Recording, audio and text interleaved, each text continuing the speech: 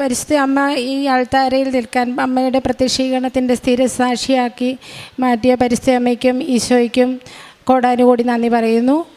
എൻ്റെ പേര് സോബി. ഞാൻ ആലപ്പുഴ ജില്ലയിൽ നിന്ന് വരുന്നു. എൻ്റെ ഇടവക സെൻറ്റ് ജോസഫ് ചർച്ച് ചേന്നങ്കരിയാണ്. ഞാൻ ഉടമ്പടി എടുത്തത് ജനുവരി 14, 2023 അതിനുശേഷം ഫസ്റ്റ് ഉടമ്പടി കഴിഞ്ഞ് ഞാൻ അമ്മയുടെ സന്നിധി ആൾത്താരയിൽ ഒരു സാക്ഷ്യം പറഞ്ഞിരുന്നു. അത് കഴിഞ്ഞ് പരിശുദ്ധ അമ്മയും ഈശോയും എനിക്കെൻ്റെ ജീവിതത്തിലേക്കുള്ള വഴികൾ തുറന്നു തന്നു. ഞാനൊരു നേഴ്സാണ്. എനിക്ക് ഒത്തിരി ആഗ്രഹങ്ങളൊന്നും ഇല്ലായിരുന്നു. എന്നാലും ദൈവവും ഈശോ അത് മനസ്സിലാക്കി എനിക്കത് എൻ്റെ വഴികൾ തുറന്നു തന്നു. ഞാൻ ഫസ്റ്റ് ഫേസ്ബുക്കിലൊരു ലിങ്ക് കണ്ട്, ജർമ്മൻ കോഴ്സിൻ്റെ ഒരു ലിങ്ക് കണ്ട് ജസ്റ്റ് ജോയിൻ നൗ എന്നൊന്ന് ക്ലിക്ക് ചെയ്തു. അവർ എന്നെ അവിടുന്ന് കോണ്ടാക്റ്റ് ചെയ്തു. എനിക്ക് ഭയങ്കര ഭയമായിരുന്നു ഒരാളെ ഫേസ് ചെയ്ത് എക്സാമൊക്കെ അറ്റൻഡ് ചെയ്യുക എന്നുള്ളതൊക്കെ. അത് കാരണം ആണ് OET അങ്ങനെയുള്ള കാര്യങ്ങളൊന്നും അറ്റൻഡ് ചെയ്യാതിരുന്നത്. പക്ഷേ എനിക്ക് അമ്മയുടെ അടുത്ത് വന്ന് ഉടമ്പടി എടുത്തതിന് ശേഷം അമ്മ എനിക്ക് എന്തോ ഒരു ധൈര്യം തന്നതുപോലായിരുന്നു. അങ്ങനെ എനിക്ക് എൻ്റെ വഴി അമ്മ ഓപ്പൺ ആക്കി തന്നു. ഞാൻ ക്ലാസ്സുകൾ അറ്റൻഡ് ചെയ്യാൻ തുടങ്ങി.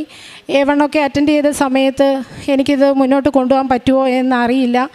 അങ്ങനെ ഒരു ഭയങ്കര വിഷമത്തിലൊക്കെ ആയിരുന്നു. എന്നാലും എൻ്റെ ഫ്രണ്ട്സ്, എനിക്ക് ഒരു നല്ലൊരു ഫ്രണ്ട് ഉണ്ടായിരുന്നു. അവളെന്നെ എപ്പോഴും, അവൾ എനിക്ക് മാതാവായിട്ട് തന്നതാണെന്ന് ഞാൻ ഉറച്ചു വിശ്വസിക്കുന്നു. അവളെന്നെ എപ്പോഴും ഞാൻ പുറകോട്ട് പോകുമ്പോഴും അവൾ എന്തോട് പറയും, അല്ല ഇത് നമുക്കിത്ര ഏജ് ലിമിറ്റായി, ഇതെൻ്റെ ലാസ്റ്റ് വഴിയാണ്, ഇത് നീ മുന്നോട്ട് കൊണ്ടുപോയേ പറ്റുള്ളൂ എന്നിങ്ങനെ എപ്പോഴും എന്നോട് പറഞ്ഞ് ഒരു വിധത്തിലൊക്കെ A1 ക്ലാസ് ഞാൻ അറ്റൻഡ് ചെയ്തു. എക്സാം അറ്റൻഡ് ചെയ്തു, പാസ്സായി. അത് കഴിഞ്ഞ് അത് ഇൻസ്റ്റിറ്റ്യൂട്ടിൻ്റെ എക്സാം തന്നെയായിരുന്നു. A2ലേക്ക് കയറി. ക്ലാസ്സുകളൊക്കെ വീട്ടിൽ ഞാനും എൻ്റെ പിള്ളേരും മാത്രമേ ഉള്ളൂ. ഹസ്ബൻഡ് പുറത്തായിരുന്നു. അതുകൊണ്ട് ക്ലാസ്സൊക്കെ എനിക്ക് നന്നായിട്ട് അറ്റൻഡ് ചെയ്യാൻ ഓൺലൈനായിട്ടാണ് കൂടിയത്. എന്നാലും അതിലേക്ക് കൂടുതൽ എഫോർട്ട് ഇടാനൊന്നും എനിക്ക് പറ്റുന്നില്ലായിരുന്നു. എന്നാലും എക്സാമിൻ്റെ ടൈം ആവുമ്പം ലാസ്റ്റത്തെ ഒരു 10-20 ദിവസം മാതാവ് എന്നെ സഹായിക്കുമായിരുന്നു. അത് എങ്ങനെ പ്രിപ്പയർ ചെയ്യണം, അല്ലെങ്കിൽ അത് എങ്ങനെ അറ്റൻഡ് ചെയ്യണമെന്നൊക്കെ ഒരു വഴി എനിക്ക് തുറന്നു തരുമായിരുന്നു. അങ്ങനെ ഞാൻ A2 കഴിഞ്ഞു, B1 കഴിഞ്ഞു. പിന്നെ B2ലേക്ക് പ്രവേശിച്ചു. B2ൽ പ്രവേശിച്ച് അത്യാവശ്യം അതിൻ്റെ ബേസിക് ആയിട്ടുള്ള ക്ലാസ്സുകൾ കഴിഞ്ഞപ്പോൾ എനിക്ക് പെട്ടെന്ന് ചിക്കൻ ബോക്സ് ആയി. എനിക്ക് ക്ലാസ്സുകൾ അറ്റൻഡ് ചെയ്യാൻ പറ്റിയില്ല. അപ്പോൾ ഞാൻ വിചാരിച്ചു, എന്താണ് ഒരു തടസ്സമാണോ എന്താണെന്ന് ചിന്തിച്ചു വന്ന് ഞാൻ വിചാരിച്ചു എന്തായാലും ഇത് കഴിയട്ടെ, അതിന് ശേഷം നോക്കാം. അങ്ങനെ ഇരുന്നപ്പോൾ പെട്ടെന്ന് അവൾ തന്നെ, എൻ്റെ ഫ്രണ്ട് എന്നെ വിളിച്ചിട്ട് പറയുന്നില്ല, ഇത് നമുക്ക് എക്സാം അറ്റൻഡ് ചെയ്യണം. അപ്പം ഞാൻ പറഞ്ഞു, എനിക്ക് പ്രിപ്പറേഷൻ ക്ലാസ്സുകളൊന്നും കിട്ടിയിട്ടില്ല, ഞാനൊന്നും പഠിച്ചിട്ടില്ല, എനിക്കറിയത്തില്ല ഇതെങ്ങനെയാണ് പ്രിപ്പയർ ചെയ്യണമെന്നറിയില്ല. അപ്പോൾ അവൾ പറഞ്ഞു, നീ അല്ലാതെ ഇപ്പം കിട്ടുന്ന ക്ലാസ്സുകളൊക്കെ അറ്റൻഡ് ചെയ്യാൻ നീ കുറച്ച് എഫോർട്ട് ഇട്. അങ്ങനെയൊക്കെ ഞാൻ എങ്ങനെയൊക്കെ എക്സാമിനുള്ള പ്രിപ്പറേഷനിലേക്കൊക്കെ കയറി എങ്ങനെയൊക്കെ 3 മൊഡ്യൂൾ എനിക്ക് കവർ ചെയ്യാൻ പറ്റി. അതായത് listening, writing, reading 3 module December 16, 2024 എനിക്ക് കവർ ചെയ്യാൻ പറ്റി. പിന്നീട് ഞാൻ സ്പീക്കിങ് അറ്റൻഡ് ചെയ്യാൻ കയറിയപ്പോൾ എനിക്ക് അതിനെക്കുറിച്ച് ഒരു ഐഡിയയും ഇല്ല. എന്ന് വെച്ചാൽ ഞാൻ അതിൻ്റെ പ്രിപ്പറേഷൻ ക്ലാസ്സിലൊന്നും അറ്റൻഡ് ചെയ്തിട്ടില്ല. അപ്പോൾ എന്നാൽ പുറത്ത് എവിടെയെങ്കിലും ക്ലാസ്സുകളൊന്ന് കൂടാമെന്ന് വെച്ചപ്പോഴത്തേക്ക് അപ്പോഴത്തെ ആ ഒരു സാമ്പത്തിക സ്ഥിതിയിൽ പറ്റുന്നില്ലായിരുന്നു. എന്നിട്ട് ഞാനൊരു 15th ഡേയിലേക്ക് ഒരു ക്ലാസ്സിന് കയറി. അങ്ങനെ അവർ ജസ്റ്റ് അതിൻ്റെ ആ ഒരു ഐഡിയാസ് പറഞ്ഞു തന്നു. അങ്ങനെ ഞാൻ സെൽഫായി പഠിക്കാൻ തുടങ്ങി. പരിശുദ്ധ അമ്മയോട് ഞാൻ പറഞ്ഞു, അമ്മ മാതാവേ, എനിക്കൊരു കഴിവില്ലാത്ത ഒരു മകളാണ്, എന്നെ സഹായിക്കണം, എനിക്ക് വേണ്ടി നീ സംസാരിക്കണം, എൻ്റെ എക്സാം സമയത്ത് നീ ആയിരിക്കണം, ഈശോയും അമ്മയായിരിക്കണം എൻ്റെ ആ എക്സാം ഇതിലിരിക്കുക. എന്ന് വെച്ചാൽ ഓൾറെഡി എനിക്ക് ഭയമാണ്. എനിക്കറിയില്ല, പരിശുദ്ധ ഇവിടെ വന്ന് ഉടമ്പടി എടുത്തു കഴിഞ്ഞാൽ പിന്നെ എനിക്കിങ്ങനെ നിന്ന് സംസാരിക്കാൻ, ഇത്രയും ആളുകളുടെ മുമ്പിൽ നിന്ന് സംസാരിക്കാൻ എനിക്ക് ഫിയർ ഇല്ലാത്ത ഒരു സ്റ്റേജിലാക്കി തന്നു അമ്മ എന്നെ. അങ്ങനെ ഞാൻ സ്പീക്കിംഗ് എക്സാമിന് പോയി. സ്പീക്കിംഗ് എക്സാം ഒരു 6th ടൈം അറ്റൻഡ് ചെയ്തു, കിട്ടിയില്ല. പിന്നെ ഞാനിവിടെ വന്ന് അച്ഛൻ്റെ ബ്ലെസ്സിങ് വാങ്ങി ഹോൾ ടിക്കറ്റുമായി അച്ഛൻ തന്ന കാശ് രൂപമൊക്കെയുമായി എക്സാം എഴുതാൻ പോയി. അന്ന് എനിക്ക് എക്സാം പാസ്സായി. അങ്ങനെ October 6 ഞാൻ B2 ഫുൾ മൊഡ്യൂൾ കവർ ചെയ്തു. അതിനുശേഷം പേപ്പർ വർക്കുകളാണ്. ഓൾറെഡി ഫുൾ മൊഡ്യൂൾ കവറായാൽ മാത്രമേ പേപ്പർ വർക്കുകൾ ഞങ്ങളുടെ ഇൻസ്റ്റിറ്റ്യൂട്ടിൽ സ്റ്റാർട്ട് ചെയ്യത്തുള്ളൂ. അങ്ങനെ പേപ്പർ വർക്കുകൾ സ്റ്റാർട്ട് ചെയ്യുന്ന സമയത്ത് അവിടുത്തെ ആക്സെപ്റ്റൻസ് എന്ന് പറയുന്ന ഒരു പേപ്പറുണ്ട്. അത് എല്ലാവർക്കും ഒരു 8 മാസം കൊണ്ട് വന്ന ആൾക്കാരുണ്ട്, 5 മാസം അങ്ങനെയൊക്കെ വന്നവരുണ്ട്. പക്ഷേ ഞാൻ എൻ്റെ എക്സാം അറ്റൻഡ് ചെയ്ത് എൻ്റെ റിസൾട്ട് വന്ന് ഞാൻ ഇൻസ്റ്റിറ്റ്യൂട്ടിൽ പറഞ്ഞു കഴിഞ്ഞ് എനിക്കൊരു 5 മന്ത് കൊണ്ട് എൻ്റെ വിസ അപ്രൂവായി എൻ്റെ കയ്യിൽ കിട്ടിയ വ്യക്തിയാണ് ഞാൻ. അത് എൻ്റെ കഴിവായിട്ട് ഞാൻ ഒരിക്കലും പറയില്ല. അതുപോലെ ഈ ഫസ്റ്റ് അക്സെപ്റ്റൻസ് വെച്ചു കറക്റ്റ് 60 വർക്കിംഗ് ഡേയ്സിൽ എനിക്ക് അക്സെപ്റ്റൻസ് വന്നു. അതിനുശേഷം ഇത് കഴിയുമ്പോൾ ഒരു പ്രീ അപ്രൂവൽ എന്നും പറഞ്ഞ് നമുക്ക് അവിടുത്തെ ഗവൺമെൻറ്റിൻ്റെ ഒരു പേപ്പർ വേണം. അപ്പം ഞാൻ ഓൾറെഡി ലാസ്റ്റ് 11ാമത്തെ ഉടമ്പടി പുതുക്കിയപ്പോഴത്തേക്കും ഞാൻ മാതാവിൻ്റെ സെക്കൻഡ് നിയോഗമായിട്ട് ഞാൻ വെച്ചിരുന്നു. എനിക്ക് 20th ഫെബ്രുവരി 20th എനിക്ക് ഉള്ളിൽ പ്രീ അപ്രൂവൽ എനിക്ക് വരുവാണെങ്കിൽ ഞാൻ മാതാവിൻ്റെ സന്നിധിയിൽ സാക്ഷ്യപ്പെടുത്തിക്കോളാമെന്ന് പറഞ്ഞു. പക്ഷേ എനിക്ക് പ്രീ അപ്രൂവൽ അല്ല 20th കിട്ടിയത്. ഓൾറെഡി ഞങ്ങളുടെ ഇൻസ്റ്റിറ്റ്യൂട്ടിൽ നിന്ന് 28 വിസയ്ക്ക് ഡേറ്റ് അപ്പോയിൻമെൻറ്റ് എടുത്തിട്ടുണ്ടായിരുന്നു. അത് ഒരു കാരണവശാലും പുറകിലേക്ക് ആ ഡേറ്റ് നമുക്ക് കിട്ടത്തില്ല. എന്നാന്ന് വെച്ചാൽ ഇത് മാസത്തിൽ 2 സ്ലോട്ടേ വിസയ്ക്ക് ഡേറ്റ് ഓപ്പൺ ആകത്തുള്ളൂ. അത് എങ്ങനെ എനിക്ക് വന്നെന്ന് എനിക്കറിയില്ല. പക്ഷേ എനിക്ക് ഫെബ്രുവരി 20th എനിക്ക് വിസയ്ക്ക് പെട്ടെന്ന് ഡേറ്റ് വിളിച്ച് പറയുവാണ്. അപ്പോൾ എനിക്ക് ആ കൂടി ടെൻഷനായി. എൻ്റെ പ്രീ അപ്രൂവൽ വരാതെ ഇതിനു മുമ്പ് വിസയ്ക്ക് വെച്ചവരുടെ എല്ലാം വിസ റിജക്റ്റായി. അപ്പോൾ എനിക്ക് മനസ്സിലായി ഇത് എന്നെ എന്തോ എനിക്കൊരു സമാധാനം ഇല്ലാത്ത ഒരു ഇതിലേക്കായി. എന്നാലും ഞാൻ വിശ്വസിച്ചു, എന്തായാലും സമയമുണ്ടല്ലോ, ഒരാഴ്ച ഉണ്ടല്ലോ, അതിനോടുള്ളിൽ വരും. പക്ഷേ പ്രീ അപ്രൂവലിന് വെച്ചാൽ 1 മന്തിനുള്ളിൽ പ്രീ അപ്രൂവൽ വരുന്നതാണ്. പക്ഷേ എനിക്ക് പ്രീ അപ്രൂവൽ വന്നത് 4 ഡേയ്സ് കൊണ്ടാണ് പ്രീ അപ്രൂവൽ വന്നത്. അത് കഴിഞ്ഞ് 19th ഞാൻ ഇവിടെ വന്ന് 19th ആയിട്ടും വന്നിട്ടില്ല. ഞാൻ മാതാവിൻ്റെ അടുത്ത് വന്ന് പ്രാർത്ഥിച്ചു പോയി, മാതാവേ ഇന്ന് എനിക്ക് ഇത് കറക്റ്റാക്കി തന്നില്ലെങ്കിൽ എനിക്ക് നാളെ വിസയ്ക്ക് പോയാൽ ഇത് റിജക്റ്റായി പോയാൽ അത് എനിക്ക് വിഷമമാവും, അതുകൊണ്ട് എനിക്കത് സാധിച്ചു തന്നേ പറ്റുള്ളൂ എന്ന് പറഞ്ഞു. അങ്ങനെ പറഞ്ഞ് ഞാൻ ഇവിടുന്ന് പുറത്തിറങ്ങി ചാപ്പലിലും കയറി പുറത്തിറങ്ങി പോയപ്പോൾ ആണ് എൻ്റെ ഫോണിലേക്ക് മെസ്സേജ് വരുന്നത്, പ്രീ അപ്രൂവൽ അപ്രൂവ്ഡ് എന്നും പറഞ്ഞ് മെസ്സേജ് വന്നു. അതിനുശേഷം 20th ഞാൻ അന്ന് ഇവിടെ മാതാവ് എൻ്റെ ഡോക്യുമെൻറ്റ്സ് പേപ്പറുകളെല്ലാം മാതാവിൻ്റെ ഈ അൾത്താരയിൽ വെച്ച് പ്രാർത്ഥിച്ച് ഞാൻ പോയത്. 20ാം തീയതി വിസയ്ക്ക് വെച്ചു. വിസയ്ക്ക് വെക്കുന്ന സമയത്ത് ഞാൻ മാതാവിൻ്റെ ഉപ്പ് വിസ ഓഫീസിലിട്ട് പ്രാർത്ഥിച്ചു. വെച്ച പേപ്പറുകളിലെല്ലാം ഇട്ട് പ്രാർത്ഥിച്ചു. മാതാവിൻ്റെ തൈലം പേപ്പറുകളിലെല്ലാം തേച്ച് പ്രാർത്ഥിച്ചു, വിശ്വാസ പ്രമാണം ചൊല്ലി.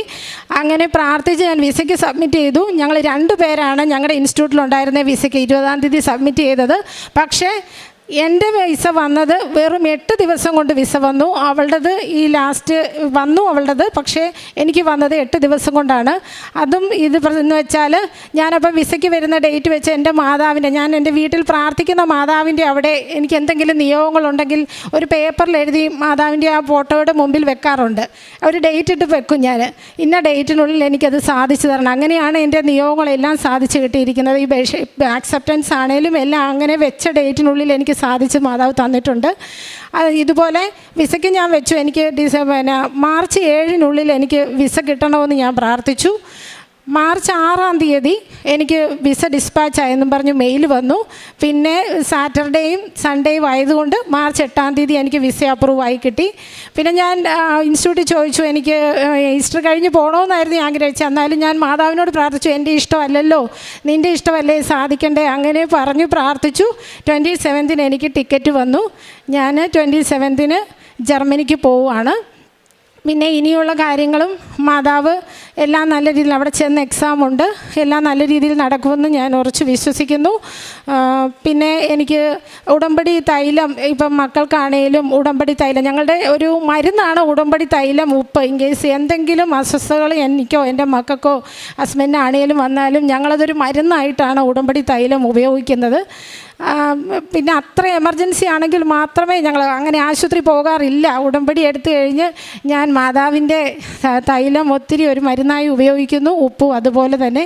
പിന്നെ കാരുണ്യ പ്രവർത്തികളെന്ന് പറഞ്ഞു കഴിഞ്ഞാൽ എൻ്റെ അടുത്ത് സഹായം ചോദിച്ച് വരുന്നവർക്ക് എന്നെക്കൊണ്ട് പറ്റാവുന്ന വിധത്തിൽ ഞാൻ കാരുണ്യപ്രവൃത്തി ചെയ്യാറുണ്ട്. എല്ലാ മാസവും ഞാൻ ഇവിടെ വന്ന് പത്രം വാങ്ങി ബസ് സ്റ്റോപ്പുകളിലും പൊതുവായ സ്ഥലങ്ങളിലും ഒക്കെ കൊടുക്കാറുണ്ട്. ആദ്യമൊക്കെ പള്ളിയിലൊക്കെ കൊണ്ട് കൊടുക്കുമായിരുന്നു. പിന്നെ ഞാൻ ഇപ്പം എൻ്റെ 11ാമത്തെ പുതുക്കാണ്. പിന്നെ ഞാൻ ബസ് സ്റ്റോപ്പുകളിൽ പൊതുവായ സ്ഥലങ്ങളിലൊക്കെ കൊണ്ട് കൊടുക്കും. പിന്നെ അനാഥ മന്ദിരത്തിൽ, ഞങ്ങളുടെ അടുത്ത് തന്നെയുള്ള ഒരു അനാഥ മന്ദിരത്തിൽ ഫുഡിനുള്ള പൈസയൊക്കെ എന്നെക്കൊണ്ട് പറ്റാവുന്നതുപോലെ കൊടുക്കാറുണ്ട്. അതൊക്കെയാണ് എൻ്റെ കാരുണ്യ പ്രവൃത്തികൾ. പിന്നെ പറ്റുമ്പോഴൊക്കെ പിള്ളേർ തന്നെയൊക്കെ ആയതുകൊണ്ട് പറ്റുമ്പോഴൊക്കെ പള്ളിയിൽ പോയി കുർബാന കൂടാറുണ്ട്.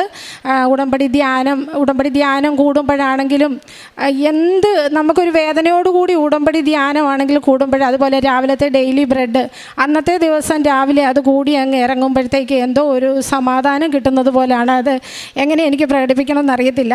നല്ലൊരു ആശ്വാസം, എന്തിനും ഒരു പോസിറ്റീവായിട്ടുള്ള ഒരു റിപ്ലൈ എനിക്ക് എന്തോന്നറിയില്ല, ഒരു പോസിറ്റീവ് റിപ്ലൈ എപ്പോഴും ഉടമ്പടി എടുത്തു കഴിഞ്ഞ് എനിക്ക് ഉണ്ടായിട്ടുണ്ട്. പിന്നെ പറയാനുള്ളത് ഇത്രയേ ഉള്ളൂ. പിന്നെ രോഗസൗഖ്യമാണെങ്കിലും എനിക്ക് ഇങ്ങനെ തൈറോയിഡിൻ്റെ പ്രശ്നം ഉണ്ടായിട്ടുണ്ടായിരുന്നു. അപ്പം ഞാൻ മെഡിസിനൊക്കെ കഴിച്ചുകൊണ്ടിരുന്നു. പക്ഷേ ഉടമ്പടി നേർച്ച വസ്തുക്കൾ ഉപയോഗിക്കുന്നതിലൂടെ എനിക്ക് ഒത്തിരി സൗഖ്യം കിട്ടി. പിന്നെ അതുപോലെ ജപമാല റാലിയിൽ നന്നായി പങ്കെടുക്കാൻ സാധിച്ചു. മാതാവ് എന്നെ ഒത്തിരി അനുഗ്രഹിച്ചു. ഈശോയ്ക്കും തിരുക്കുമാരനും കോടാനുകോടി നന്ദി പറയുന്നു. സെഫാനിയ പ്രവാചകൻ്റെ പുസ്തകം 3-ാം അധ്യായം 18-ാം തിരുവചനം. നിന്നെക്കുറിച്ച് അവിടുന്ന് അതിയായി ആഹ്ലാദിക്കും, സ്നേഹത്തിൽ അവിടുന്ന് നിന്നെ പുനഃപ്രതിഷ്ഠിക്കും. ഉത്സവദിനത്തിലെന്ന പോലെ അവിടുന്ന് നിന്നെക്കുറിച്ച് ആനന്ദഗീതം മുതിർക്കും. ഞാൻ നിന്നിൽ നിന്ന് വിപത്തുകളെ ദൂരീകരിക്കും, നിനക്ക് നിന്ദനം ഏൽക്കേണ്ടി വരികയില്ല. ദൈവമായ കർത്താവ് നമുക്ക് നൽകുന്ന വലിയ വാഗ്ദാനങ്ങളിലൊന്നാണത്. നിന്നെക്കുറിച്ച് ഞാൻ വളരെയധികം ഉത്സവദിനങ്ങളിൽ എന്ന പോലെ ഞാൻ ആഹ്ലാദിക്കുമെന്നാണ് ദൈവം നമ്മോട് അരുളി ചെയ്യുന്നത്. സോബി എബ്രാഹാം എന്ന ഈ മകൾ ഇവിടെ വന്ന് ഉടമ്പടിയെടുത്ത് പ്രാർത്ഥിച്ചു തുടങ്ങിയപ്പോൾ തൻ്റെ കഴിവിലൊന്നും എനിക്ക് ആശ്രയിക്കാനായി ഒന്നുമില്ല, ഞാൻ ജർമ്മൻ പഠിക്കാൻ തുടങ്ങുകയാണ്, പക്ഷേ എൻ്റെ പഠനം പൂർത്തീകരിക്കാൻ സാധിക്കുമോ എന്ന് എനിക്കറിയില്ല. അങ്ങനെ ഒരുപാട് അസ്വസ്ഥതകളിൽ ഈ മകൾ ഇവിടെ വന്ന് പരിശുദ്ധ അമ്മയോട് മാധ്യസ്ഥം അപേക്ഷിച്ച് പ്രാർത്ഥിക്കാനും പഠിക്കുവാനെല്ലാം തുടങ്ങിയപ്പോൾ തൻ്റെ മെറിറ്റ് വളരെ 0 ആണെന്ന് മനസ്സിലായി. ചിക്കൻ ബോക്സിൻ്റെയും കുടുംബത്തിൻ്റെ ഉത്തരവാദിത്വത്തിൻ്റെ അസ്വസ്ഥതകളിലെല്ലാം പെട്ട് ഇതെനിക്ക് കംപ്ലീറ്റ് ചെയ്യാൻ സാധിക്കുമോ, എൻ്റെ ഒരു ആഗ്രഹം പൂർത്തീകരിക്കുമോ എന്നെല്ലാം വലിയ സംശയത്തിലാണ്. എന്നാലും പ്രത്യാശ കൈവിടാതെ ഈ മകൾ വളരെ സന്തോഷത്തോടുകൂടി ഉടമ്പടി ജീവിക്കാൻ തുടങ്ങിയപ്പോഴാണ് പരിശുദ്ധ അമ്മയുടെ മധ്യസ്ഥതയിൽ ഈ മകൾക്ക് വളരെ പെട്ടെന്ന് തൻ്റെ എല്ലാ കാര്യങ്ങളും ഈശോ പ്രത്യേകിച്ച് പ്രവർത്തിച്ചു കൊടുക്കാനായി, അത്ഭുതങ്ങൾ പ്രവർത്തിക്കാനായി തുടങ്ങിയത് നമുക്ക് മനസ്സിലാക്കാം. ബഹുമാനപ്പെട്ട ജോസഫ് അച്ഛൻ്റെ കൈവെപ്പ് ശുശ്രൂഷ സ്വീകരിച്ച അപ്പോൾ തുടങ്ങി കാര്യങ്ങളെല്ലാം വളരെ പെട്ടെന്നായിരുന്നുവെന്ന് ഈ മകൾ ഏറ്റുപറയുകയുണ്ടായി. നമുക്കറിയാവുന്നതുപോലെ ബഹുമാനപ്പെട്ട ജോസഫ് അച്ഛൻ്റെ കൈവെപ്പ് ശുശ്രൂഷ സ്വീകരിച്ചു കഴിഞ്ഞാൽ നമുക്കറിയാം നമ്മെ തൊടുന്നത് ഈശോ തന്നെയാണ്. അച്ഛൻ്റെ ആ വലിയ ത്യാഗജീവിതത്തിലൂടെ നമുക്ക് ലഭിക്കുന്ന ആ ഒരു കൈവെപ്പ് അത് ഈശോ തന്നെയാണ്. പരിശുദ്ധ അമ്മ നമുക്ക് വേണ്ടി മാധ്യസ്ഥം അപേക്ഷിക്കുമ്പോൾ നമ്മുടെ ഉടമ്പടി ജീവിതത്തിൻ്റെ എത്രമാത്രം വിശ്വസ്തതയുണ്ടോ ആ വിശ്വസ്തതയിലാണ് പരിശുദ്ധ അമ്മ നമുക്ക് വേണ്ടി ഈശോയോട് മധ്യസ്ഥം അപേക്ഷിക്കുന്നത്. ഈശോ അച്ഛൻ്റെ കൈകളിലൂടെ ഈശോ നമ്മെ തൊടുന്നത്.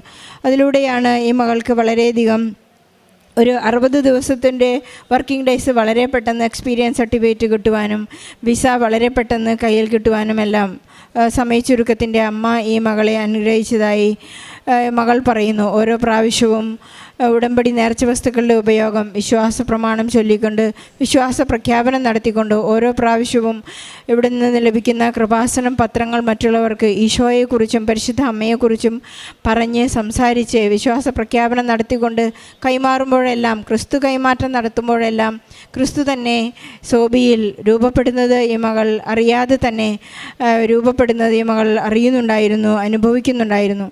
നമുക്ക് മനസ്സിലാക്കിയെടുക്കേണ്ട ഒരു കാര്യം, ഭൗതിക അനുഗ്രഹങ്ങളെക്കാൾ കൂടുതൽ നമുക്കറിഞ്ഞിരിക്കേണ്ടത് ഞാൻ ദൈവസ്നേഹത്തിൽ വളരുന്നുണ്ടോ എന്നുള്ള ഒരു മാറ്റുരച്ച് നോക്കലാണ്.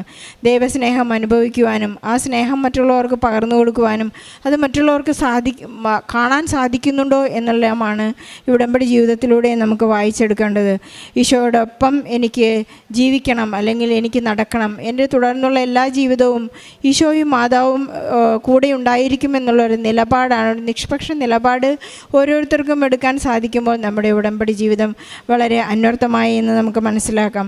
ഞാനൊരു യോനയാണോ, ഞാനൊരു ജോബാണോ, എനിക്ക് എല്ലാം ദൈവം തന്നു, എനിക്ക് ഏതെങ്കിലും സമയത്ത് എന്തെങ്കിലും നഷ്ടപ്പെടുന്നുണ്ടെങ്കിൽ അതെല്ലാം ദൈവം തന്നു, ദൈവം എടുത്തു, ദൈവത്തിൻ്റെ നാമം വാഴ്ത്തപ്പെട്ടവനാകട്ടെ എന്നാണോ ഞാൻ പറയുന്നത്? യോനയെ പോലെ ഈ ഒരു ചെടി വളർന്നു വന്നു, എനിക്ക് തണലേകി, അത് വളരെ പെട്ടെന്ന് ഉണങ്ങിപ്പോയി. ഇതിലേതാണ് എൻ്റെ അവസ്ഥ എന്നെല്ലാം നമുക്ക് ചിന്തിച്ചെടുക്കാനുള്ളൊരു വലിയ സമയം കൂടിയാണ്. നമുക്ക് ഈശോയ്ക്കും പരിശുദ്ധ അമ്മയ്ക്കും നന്ദി പറയാം. പറയാം.